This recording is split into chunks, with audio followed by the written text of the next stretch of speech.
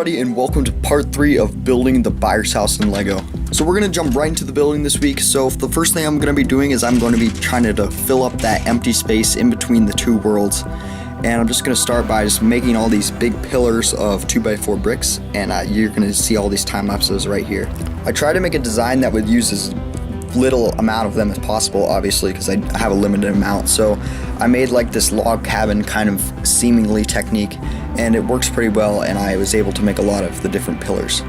If you're wondering how I'm going to connect the plates on the top to these pillars, well, I'm not necessarily going to connect to all of them. I'm going to put the Technic pin with the stud on it, and I'm just going to kind of insert those into those spaces that you can see there. So it's not going to be fully connected, but I think it should work pretty well. So here is the finished product of that. So the next thing I'm going to be doing is I'm going to be trying to make a way to suspend this MMP, because as you know, it's not going to be able to just sit on the ground because there's going to be two big trees in the upside down world. So I'm going to need to figure out a way that I'm going to be able to suspend this and make it sturdy so that'll stay up. So here we go, let's start designing that.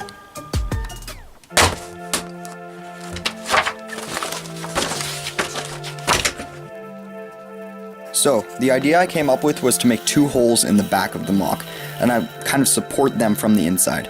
And then what I would be able to do with those two holes, as you can see right there, is I would be able to make a metal stand that could insert into the two holes in the back, and then it would use the pressure of it pushing down onto the two pegs that go into there, and it would just hold itself up. So it would look kind of like this when it was done being inserted there. So the first step into getting this done is need to take off those two side things again, which was kind of a pain because I had to put them back in, and then take out four of those pillars actually that I had made earlier. Then I had to make these two holes in the back, so I had to take all those pieces off, and it was kind of a pain. The next thing I did was lay down tiles because I wanted it to be as firm as possible when we made the metal stand that could go into there, and it would fit very snugly so that I could really be supporting it very well.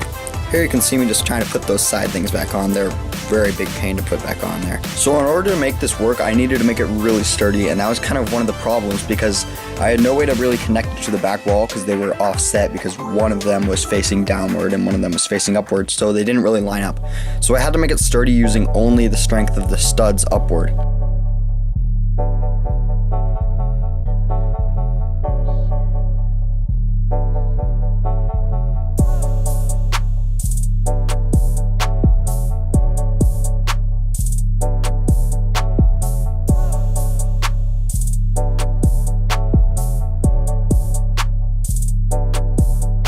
But in the end, I ended up getting one Technic piece connected to the front wall because eventually it did line up, and it ended up making it so much sturdier, and it worked out a lot better, and I felt a lot more comfortable with it. And I even tested it with two pieces of wood, and it held it up just fine.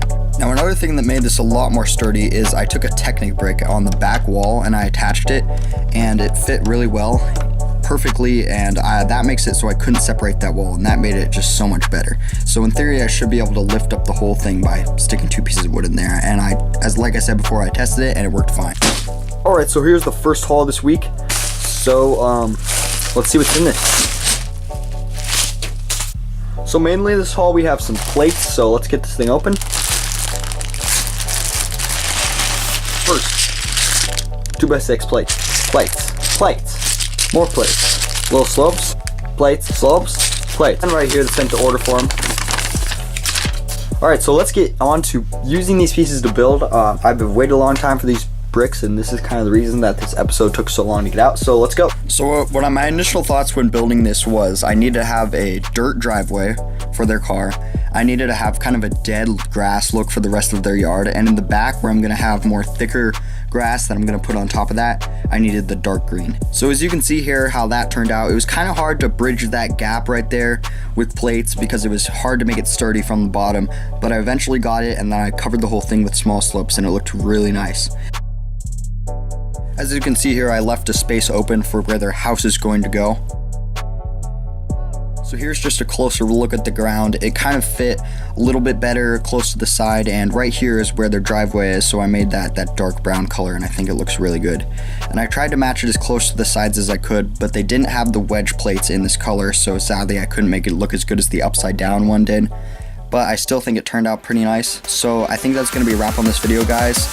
Remember to like and subscribe, and I'll see you guys later. Bye.